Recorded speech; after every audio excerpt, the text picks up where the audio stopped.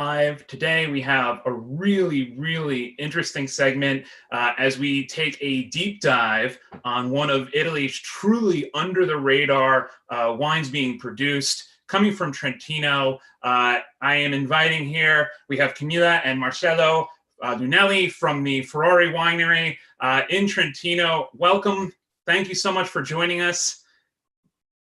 Thank you very much to you for the invitation. Hello to everybody. Hello. So I think that the number one thing that I just wanted to touch on before we really get into this conversation is why I really wanted to bring you guys on board and talk to you today.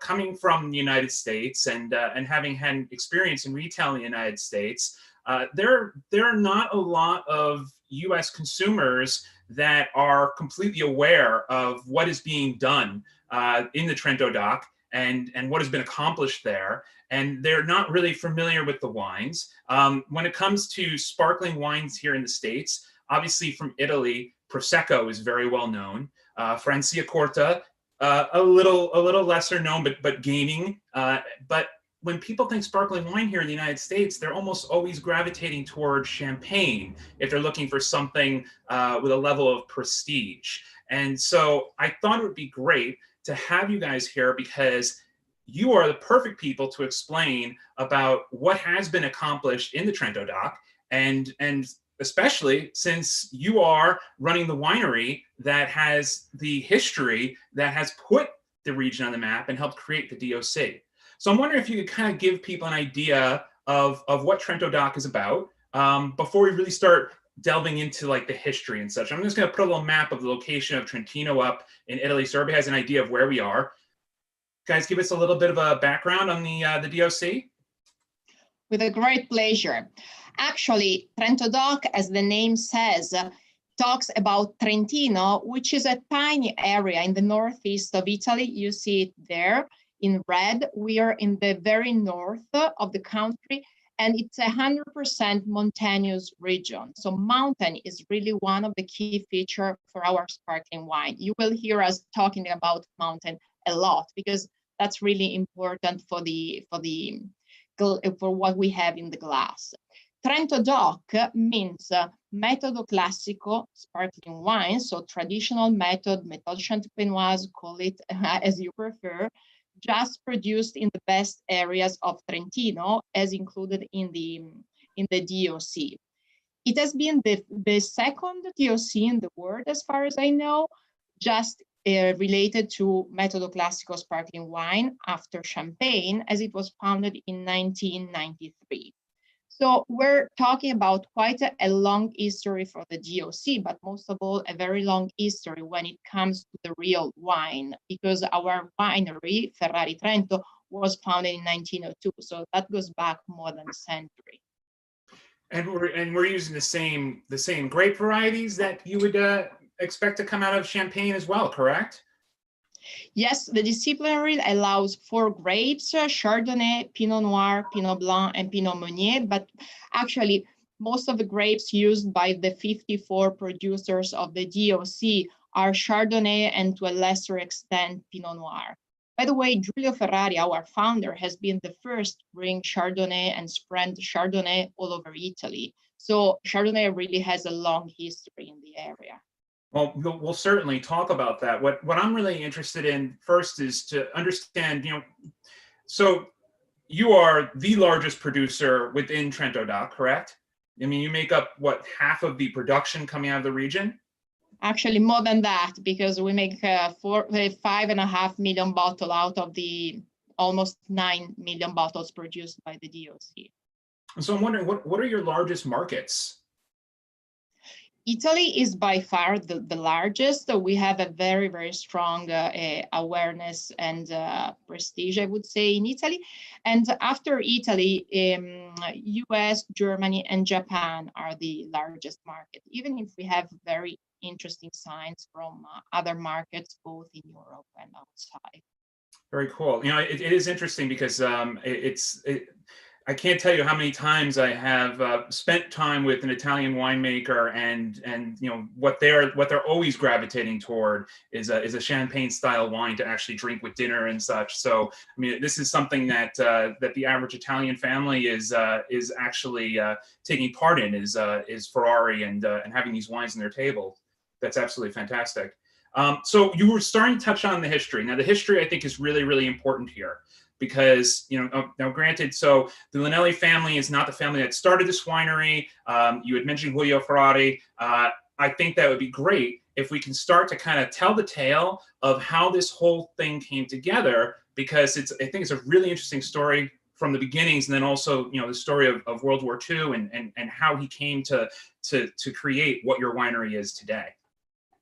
So can you give us a little bit of a background there?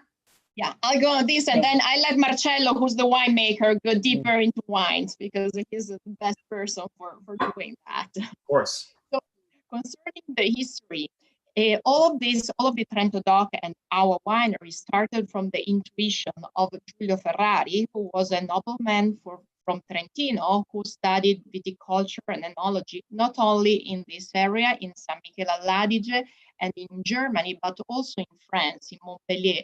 And he spent a period of time in the Champagne region.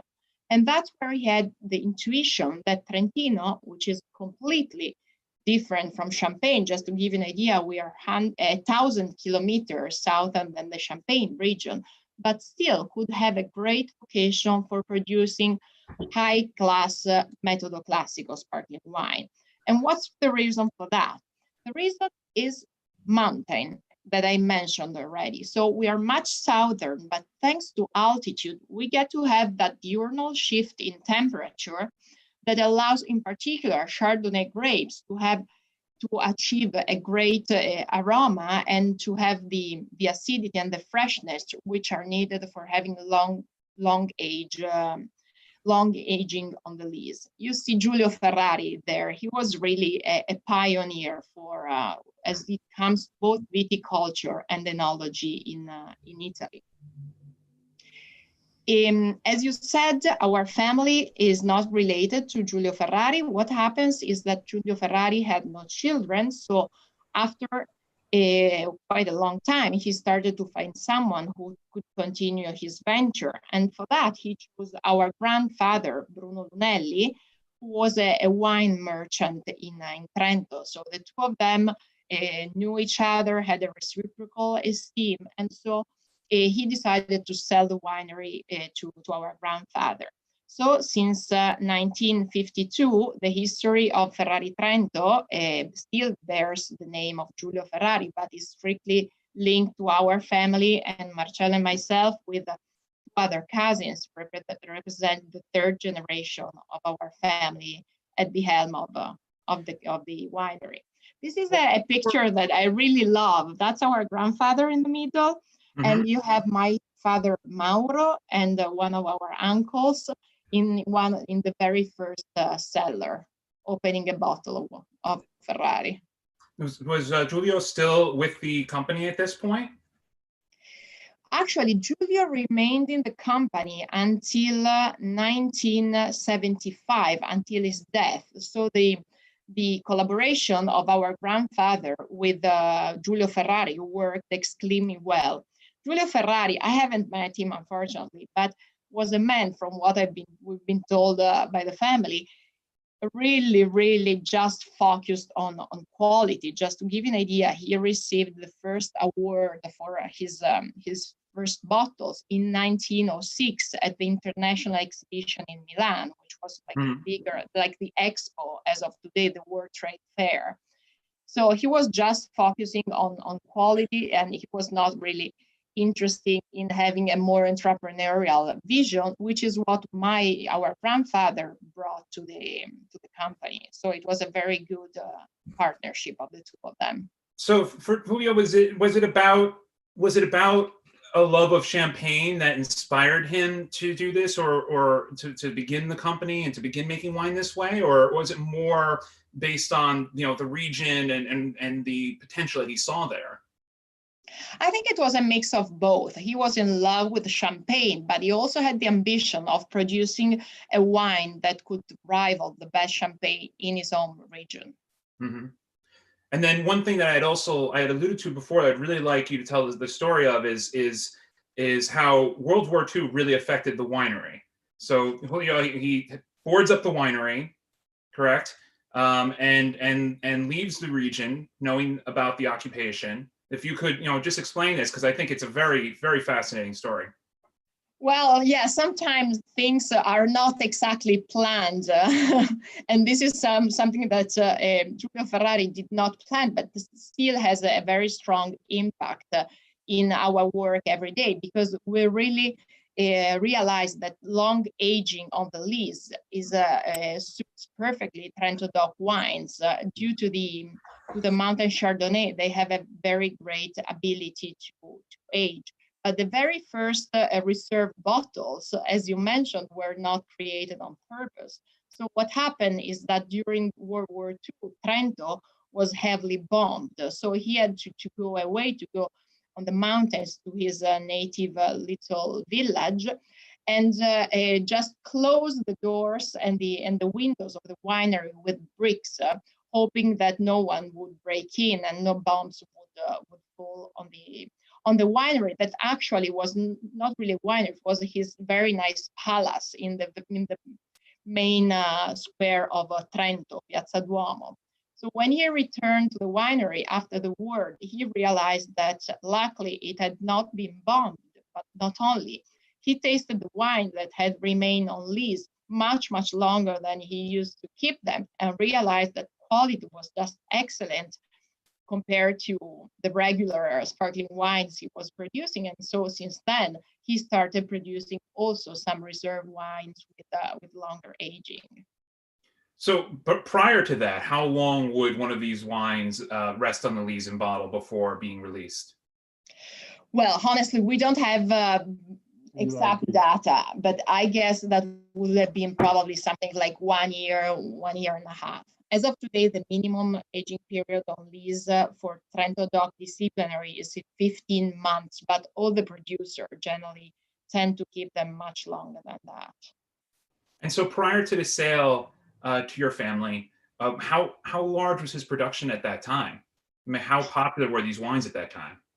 The question should be how small the production was, because think that in 1952, the yearly production was less than 10,000 people bottles. So it was really tiny, but the quality was extremely high. We have 3 awards that have been won by Giulio Ferrari during the 20s and 30s in Brussels, in Paris, all over Europe, because the quality was already incredibly high. And that's why the price that our grandfather paid for the wine was huge compared to the value of and the dimensions of the winery. But the brand was already very, very strong in terms of quality. And so what was your family's relationship with wine in the region? You had mentioned that, I think you had mentioned that they had run a store there, or can you talk a little bit about that? What kind of history? Yes. Our grandfather opened a wine store in 1929. So he was really passionate with wine. He was really in the know, and he was one of the clients of Giulio Ferrari. And we've been told many times in the family how he was going to Giulio Ferrari asking for many bottles to sell in his store, and Giulio Ferrari would probably give him like 6 or 12 or no more, because he had a tiny production and a lot of requests. So he really had to manage that among his many clients. And so, he had love for wine. Did he also delve in winemaking as well? Our father has never been in winemaking, because for the technical part, as long as he was in the business, he was supported by Giulio Ferrari. But what happened is that he had 5 children, and 3 out of the 5 children joined the business. And one of them, who is my father, Mauro, studied enology and winemaking. So Mauro has been the one working on the winemaking side after Giulio Ferrari, and then he passed the testimony to Marcello as winemaker. So did he learn from Giulio? He learned both in San Michele all'Adige, which is a school of enology or of excellence, which was founded in 1874. So it had a long history already and is really located not far from here. And then he had a short, actually, he did collaborate with Giulio Ferrari for a few years, and then kept working also with the people who were in the winery already. And now at that time, when your family first purchased the brand, at that point, was it all estate vineyards? I mean, did you bring in growers, or was this something that Giulio had originally started to incorporate into the brand?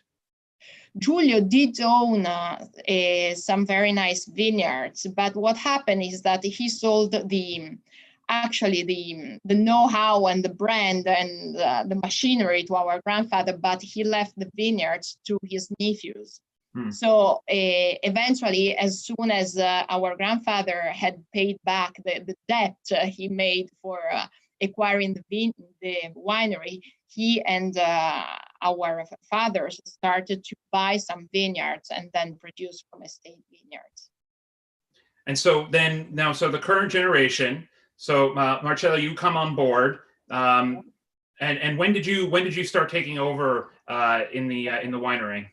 When I was 13 years old, my family asked to, what do you want to do in the future? And they they forced a little bit me to go in the same school that Mauro, the father of Camilla and Giulio Ferrari, attended, so in San Michele, to become an enologist and a technical of wine. So I tried for the first year. I liked the experience, so I stayed there for 6 years. I finished the enologist courses in San Michele. Then I went to Milan at the Agricultural University. And then in 1995, I started to the work here in Ferrari after some journey around the world to see what's going on in South Africa and California and in Germany. It's always something I love to ask winemakers is, what are the wines and the wineries that inspire you? I mean, it's they inspire me. It's overall the natural approach of the agriculture. So I think if you have the respect of the nature and of the fruit, in this case of the grapes, probably you have the first step of the quality. Then probably you must have the best technology, the best knowledge. But at the beginning, like Giulio Ferrari and Mauro, Camilla's father, they teach us that the first step is grapes, the quality of grapes, how you manage the vineyards, and to have exactly the respect of the typically climate of single part of Trentino. So we keep separate everything in Trentino and all the vineyards that we use for our cuvée. That's, I think, the main step of our quality. All right, so you bring up agriculture. We talk about terroir quite a bit, and I'm sure we can't help but make comparisons to Champagne as a region, considering the style of wine that you produce. I'm just wondering, can you give us a little bit of idea of how the terroir in your part of Trentino differs or is similar to that in Champagne?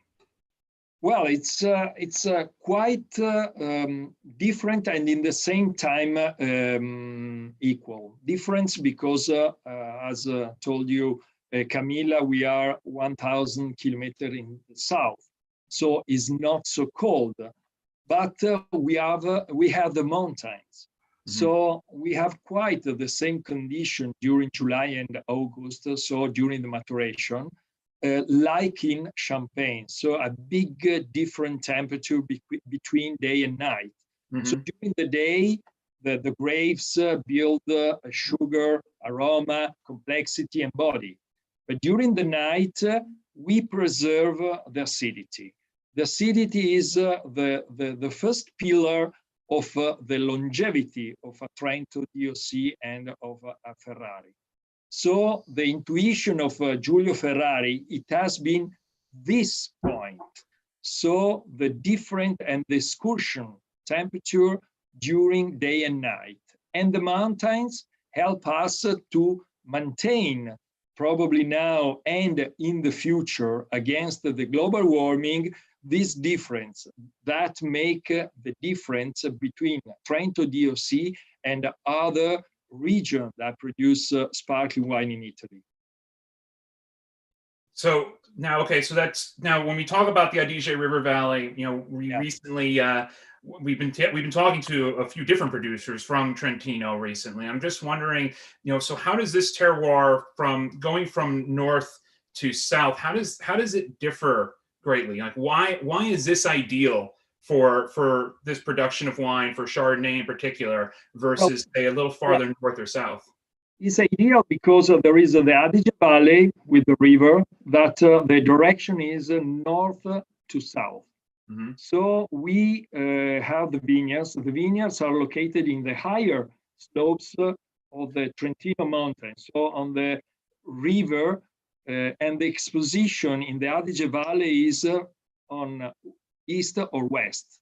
So we have two completely different condition of maturation. So the sun is in the morning or the sun is in the afternoon.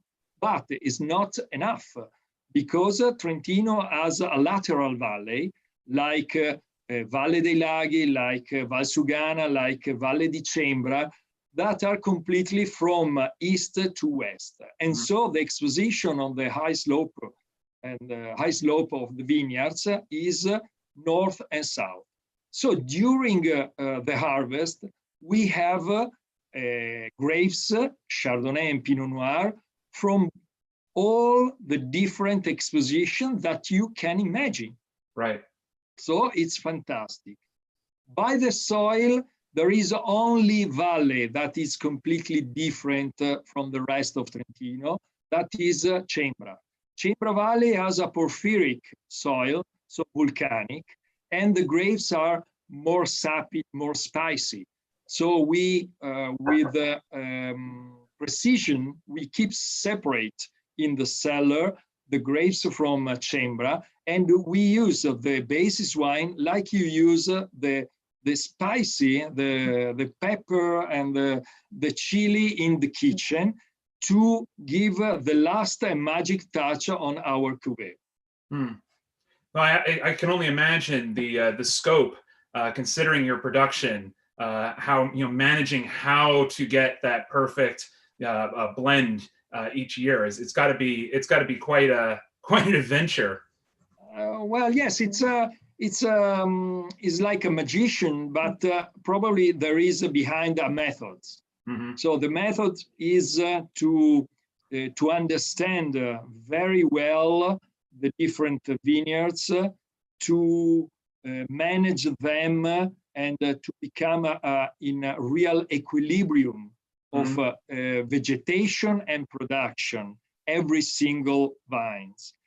And then to create the cuvée, it's important not to be the best cuvée in that year.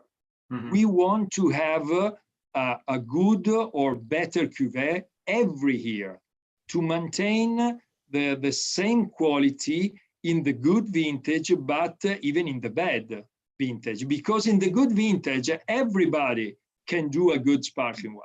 Right. The problem is in the bad vintage.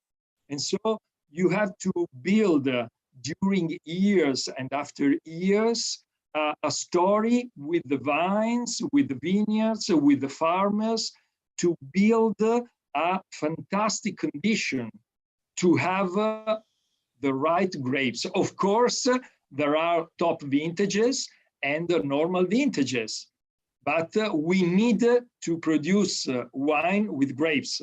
And so we need the grapes every year.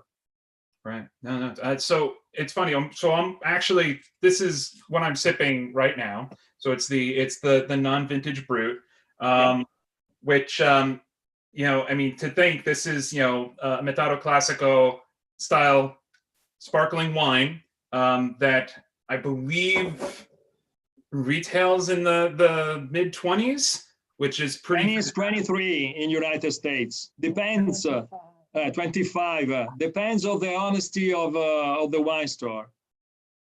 No, and it's pretty amazing to think, because we touched on Prosecco earlier, and I believe the average American walks in and they'll get a bottle of Prosecco and they'll spend 15 to 20, and just for a few dollars more, we have such a big step. One question actually came in. It's something that I had heard about, and I'm wondering, because they're alluding to there being an interesting story behind Ferrari being the sparkling wine of the Emmy Awards, and they're asking how you managed to make that happen.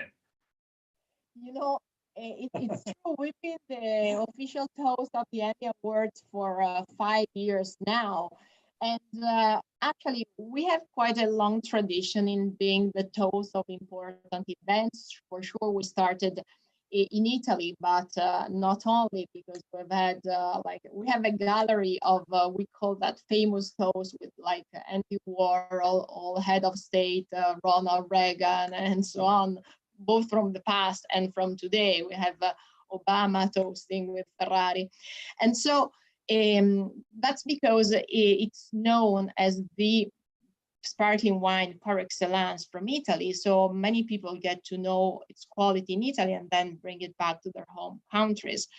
And so the Emmy Award organizers just fell in love with Ferrari, and since then they chose it as the official sparkling wine. I think they also like to bring a touch of Italian style to the big event. There is a huge ball called the Governor's Ball, and which is a very stylish night. And they also like this idea of an Italian touch to the event. I had heard a story about a blind tasting when this was decided upon, and I don't know if that's the same story that this person was thinking about, but. Yeah. There has been absolutely a blind tasting, and honestly, we love blind tasting because champagne as an incredible brand as champagne. Like if you talk to someone who's not really into wine, you say that's champagne. Wow! And I'm the first to say there are incredible champagnes that I just love. There are also average champagne, which honestly have nothing to be compared with the Ferrari Brut that you're tasting now. So I think when people just have to decide on the basis of what they have in the glass, and not on the myth that has been built over 3 centuries with an incredible marketing activities out of the Champagne region, we're really happy to take that challenge. Then, I mean, it's up to taste, and we're not talking about physics, or everyone can choose which one they prefer. But if we say what's in the glass, and we might also add what's the cost for what you're having in the glass, so we're ready to get this challenge. And so, kind of going back now a little bit to the vineyards and the winemaking, we're talking about estate fruit. We're talking about growers. I've seen, remember hearing that. So this is all the vintage wines are all estate fruit. Is that correct? Is this the only one that is a combination of estate and also growers fruit? Yes, actually, yeah. All the reserve wine are yes, that, and also the rosé version of all the non-vintage are produced with other growers' grapes as well, while all the vintage are just our estate vineyards. And something that I had learned about when researching your brand is also that even with the size, you are certified organic, not just on the estate, but across all growers, correct? Yes, we started this new adventure in 2009, and in 2017 we certified all our estate vineyards. But it was not enough for us, so we worked to have more grapes certified biological, and now this last harvest we had 30% certified and 35% in conversion. So that does it mean that the farmers and the vineyards started to become biological, but they need 4 years to become official biological. The rest of the grapes is under our protocol called the Vineyards Ferrari for a sustainable and natural and healthy viticulture, because the average of the farm in Trentino is around 1 hectare, so 3 acres. It's a very, very small surface, and not all the farmers are available to follow the biological protocol. Mm-hmm. So the 35% under our protocol, we follow them to convince them to change a little bit how they manage the vineyards. So I think in the next 5-8 years, every farmers, all the grapes in Ferrari will be or certified or in conversion. That is a very huge work, because the people that we have a relationship are more than 600 families. So it's a very, very huge number of experience, different age of the farmers. Mm. Now we are in a transition between first and second generation of the farmers. So is an opportunity, but in the same time, some of the daughter and sons of the first generation, they don't want to continue to be a farmers. Mm-hmm. So we have a problem. And so we are working to convince them to maintain the manage of the vineyards, to have the good grapes for our cuvée. Well, considering the size of your production, I'm wondering, I mean, how big of a team are we talking about? I mean, you're overseeing all of these vineyards as well, correct? Yes, the team that we have is quite huge. We have 6 agronomists that follow all these 600 families in the production of grapes. Then we have 6 enologists in the cellar to follow all the different steps of the quality of the vinification, because of course we buy only grapes, and so we have to make the vinification, to follow the first fermentation, the maturation of the lees, the affination of the wines, and then the second fermentation. So it's a very huge journey, long, with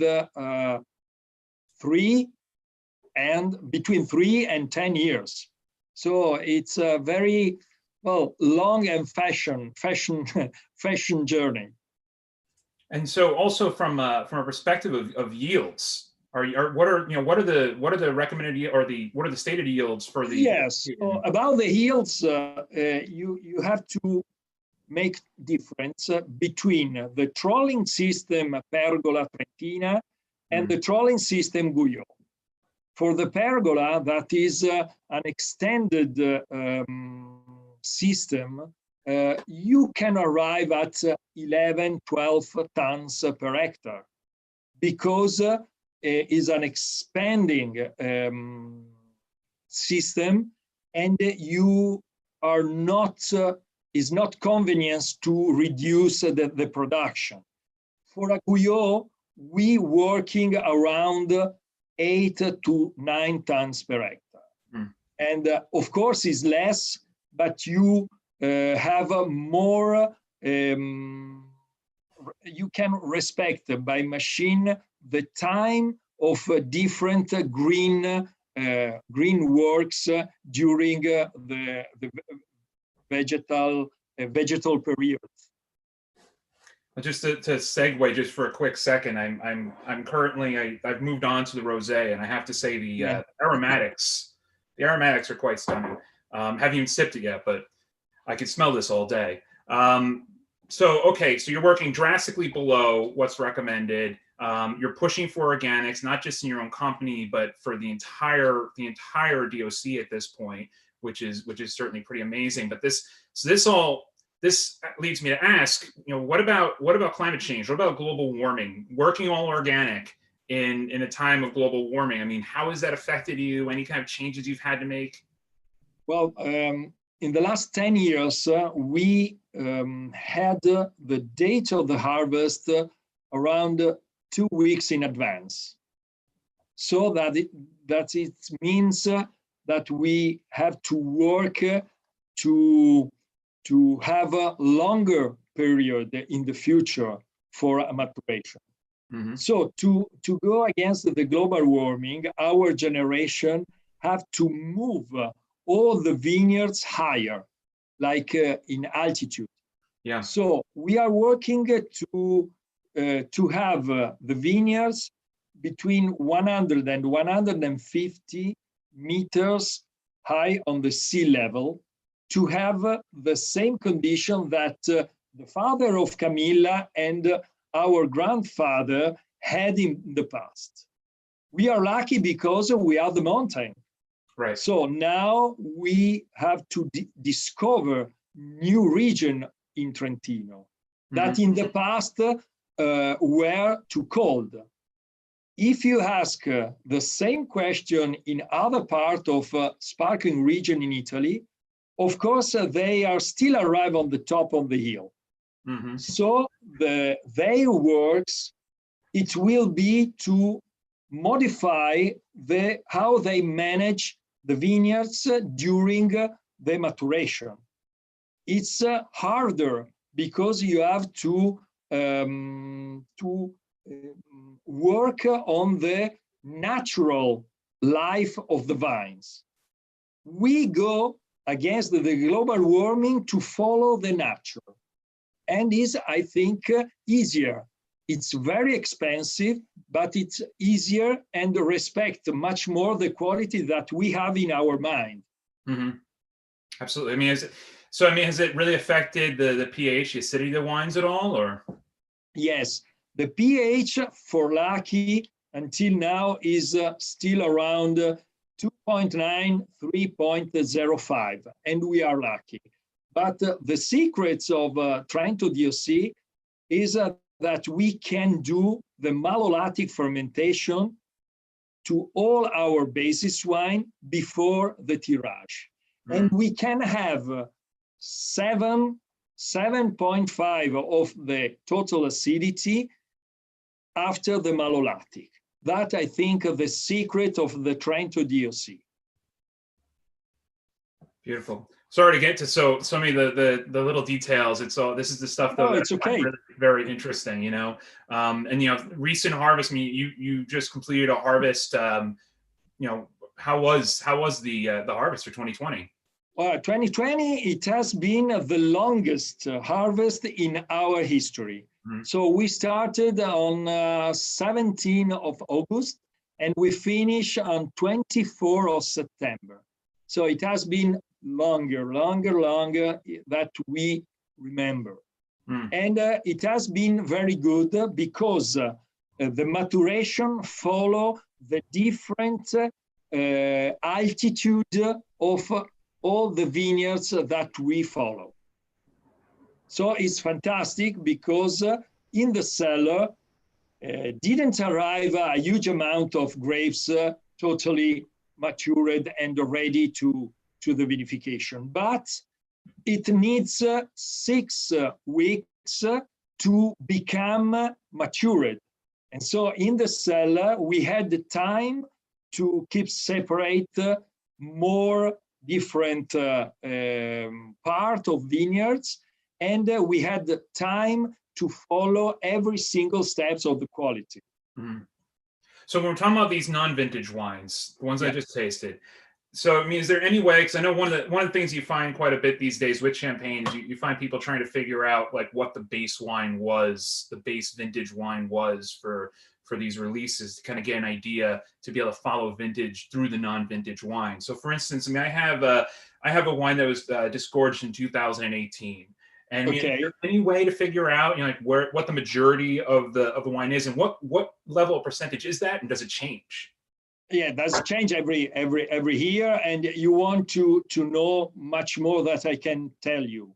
Oh. So I'm sorry, Eric. It's a very sensible news and information, but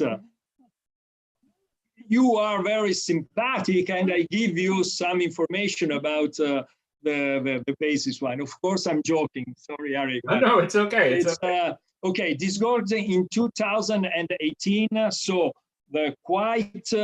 all the grapes comes from the 2014 and the 15, between these two vintages. Mm-hmm. Then we have a Vin de Reserve around 10%, depends of the cuvée and the situation of each vintage, that we keep for a long time from the past, just to give the right touch of the continuous top quality in the non-vintage. Mm. So how, I'm sorry. You notice that we put disgorgement date on all our Trento doc, also the non. I'm sorry, Camilla, can you just start that sentence over, or maybe lean in a little bit? I couldn't 100% hear you. Sorry for the interruption. I just wanted to underline that all Trento doc wines bear the disgorgement date on the back label. That's in the disciplinary. That's something that we strongly wanted, because we think it's a very useful information for the consumer. No, absolutely. Well, you tailed off there a little bit, but I got what you were saying. I mean, what it comes down to is that if the popularity of Trento doc continues, then it's a question that you may get asked more and more often. You know, it's certainly something a lot of people like to know about. Okay, great. So I mean, we've talked about the non-vintage. We've talked about growers. We talked about the vineyards and such. Let's talk about a little bit more now about some of the estate and reserve bottlings, because this is when we really start getting into aging longer on the lees. Because the non-vintage is is it about 3 years on the lees? Absolutely, 3 years for the non-vintage brut, and then we have 4 years for another non-vintage label dedicated for restaurant, bar, and catering. So the on-trade called Maximum Blanc de Blanc. So white version, rosé version, and the demi-sec version. But not available in the US. Not available in the USA. So far. And so now with the non-vintage that I have, though, what kind of dosage are we talking about here? The dosage is around in these last few years between 4 and 5 grams. So we decided from the past that the dosage was a little bit higher, that we increase the quality of grapes, we increase the quality of the machine and the technology in the cellar. So the sweetness, the roundness of our basis wine, they doesn't need a more dosage, a more sugar to become drinkable. So we think that 4 and 5, of course, it depends on the cuvée, is the right level to have a distinctive tasting of a Ferrari brut. With the estate wines, I mean, the dosage is significantly lower, correct? Yes. So I just want to touch on that a little bit. So we have with the Perde, sorry, the Perde vineyard wine. So this is a single vineyard wine, correct? Not single vineyard, but all the grapes is a Blanc de Blanc, but all the grapes come from our estate vineyards.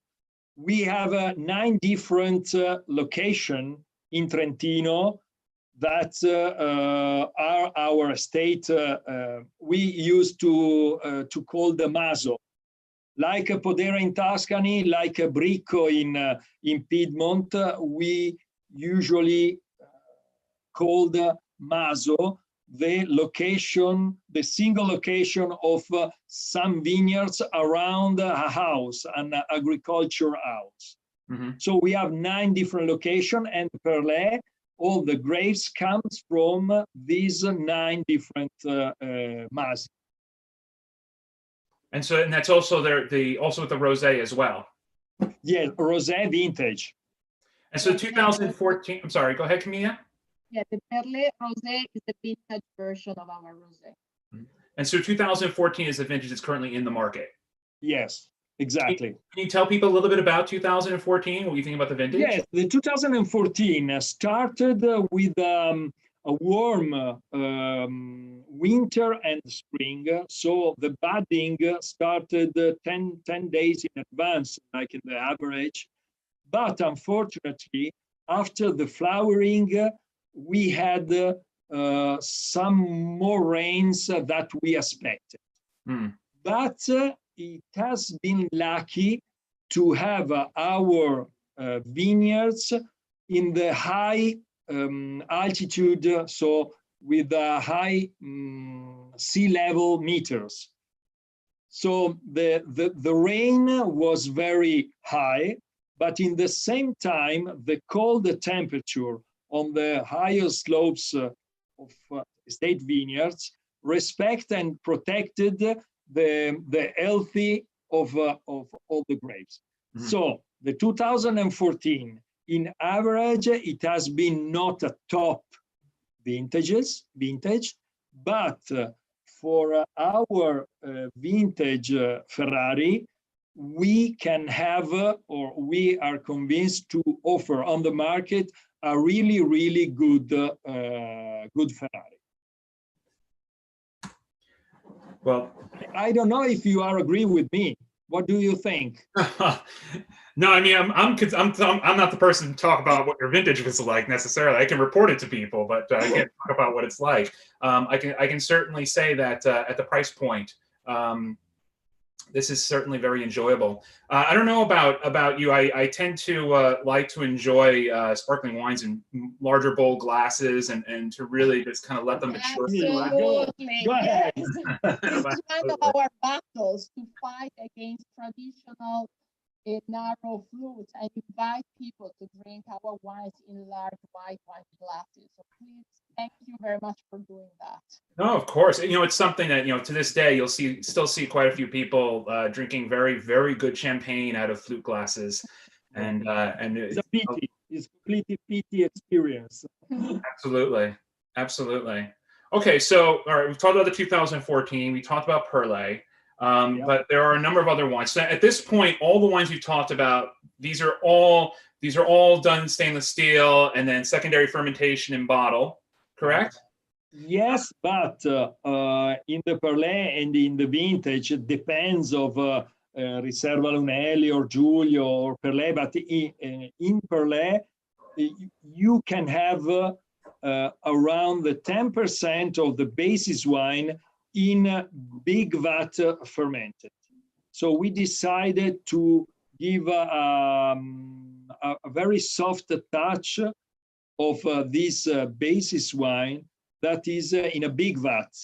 And in the big vat, you don't have a traditional woody flavor like in a barrels, but there is a micro-oxygenation of the wines that help to develop a very complexity of the taste.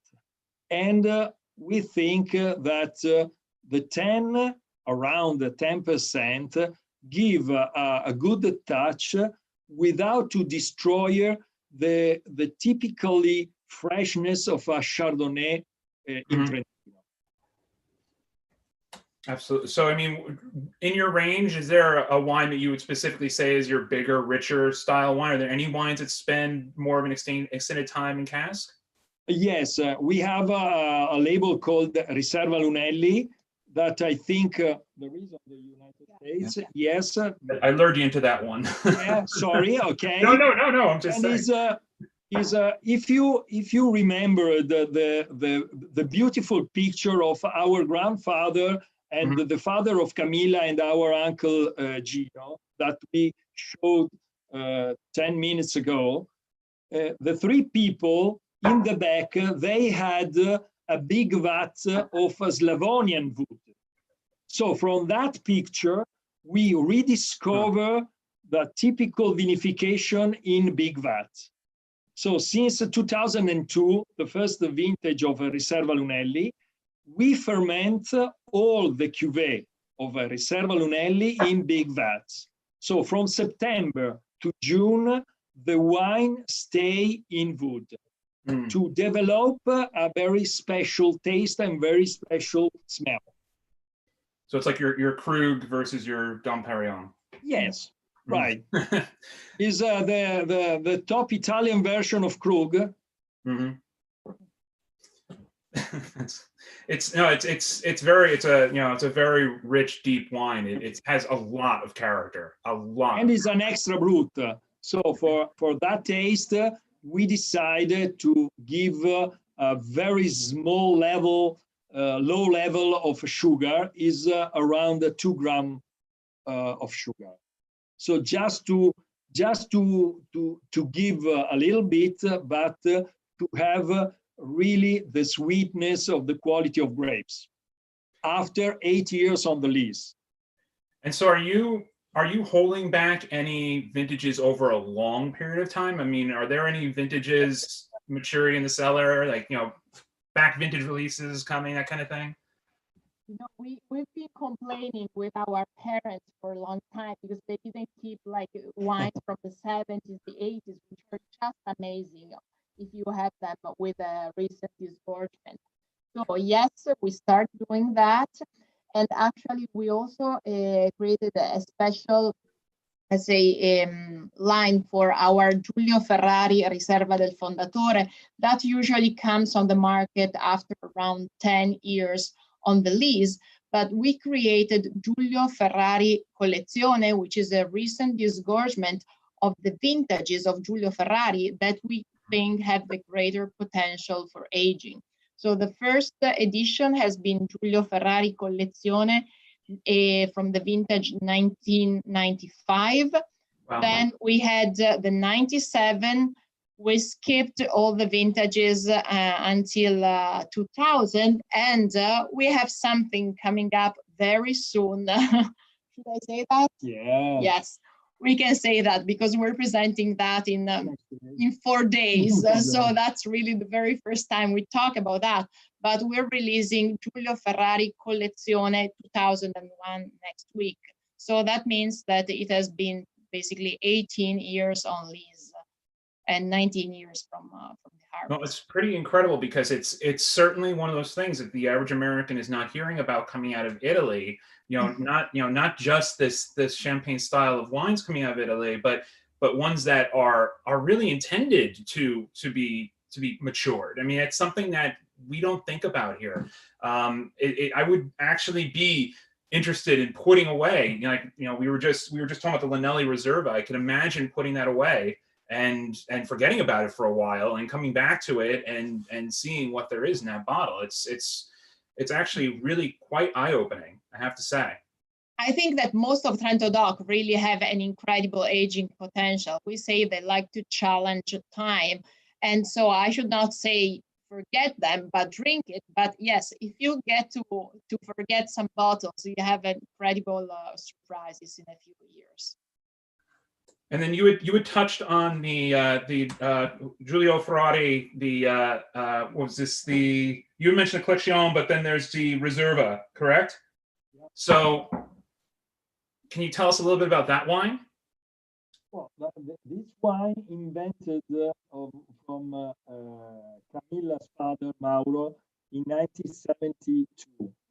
So he decided, don't forget that in Italy, at that time, probably was usual to have vintage, not vintage, non-vintage and very simple sparkling wine with Metodo Classico. And so Mauro, her father, decided to keep separate the grapes from these vineyards that it's called Maso Pianizza.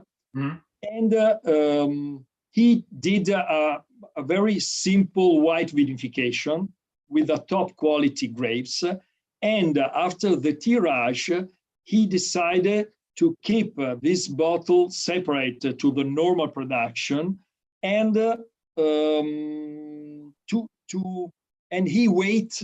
he waited 8 years, and he didn't say to his brothers that he keeps separate this small production. So in 1980, he organized a meeting with all the family, and he presented this very special new bottle of Ferrari. And of course, the family told him, fantastic, you can start to produce this unbelievable wine. And of course, he told them, well, sorry, but it's 8 years that I still produce this wine. So in 1980, we present the 1972 and start the history and the might of Giulio Ferrari, that in this time is the only bottle present on the market after 10 years from the harvest. Very cool. Actually, even more, because current vintage is 2008. We just presented a few months ago vintage 2008. And something I also wanted to tell is that we do not produce. I'm sorry. Can you lean forward a little bit more? I'm losing you. I was saying that that actually remains on lease even more than 10 years, because the current vintage we just released on the market is 2008. And we do not produce Giulio Ferrari Riserva del Fondatore in every vintage, but just when the quality is really on top. So if we think that the harvest is not perfect, we just decide not to produce it.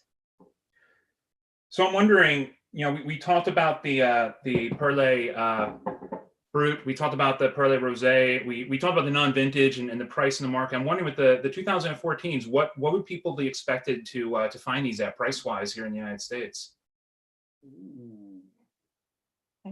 Well, no, I think they have to expect themselves the same quality of the other vintage, because if we decided to go on the market with the Perle, it's because we decide that is a good quality. This wine is perfect to drink with quite all the foods. Because it's sapid, is clear, is fruity, but in the same time, with the 5 years on the lease, you have this maturation and complexity of the Chardonnay, and is not too sweet. Right. That's important. This morning, I was just trying to give people an idea of what around they would be looking to buy a bottle for. On average, no one's going to hold it. The average is around, I think, 30. Right. So $30 for more. No, I think we're higher than that. Right. No, I mean, I just wanted to get the point across of just the value that this wine represents. I've kind of the term gentle giant kind of like comes to mind when I sip that wine. So it's very fascinating. Well, guys, thank you so much. We've managed to run out of time. But this has been really fantastic, and I really appreciate you guys. You really, you gave me so much background information. I'm sure all of our viewers got a lot of really good questions. I kind of weaved them in while we were talking, and I think it was really, really great. And I just want to thank you guys for joining us today and joining our viewers and helping me to spread the word of Trento Doc to the Vinous community. We wait you in Trento, of course, Eric. Well, I hope that, are you opening for visitors again? Yeah, absolutely. Yeah. Absolutely. Beautiful. Well, hopefully we'll have some people visiting you soon so they can experience this firsthand. Grazie. Thank you. Bye-bye. Thank you.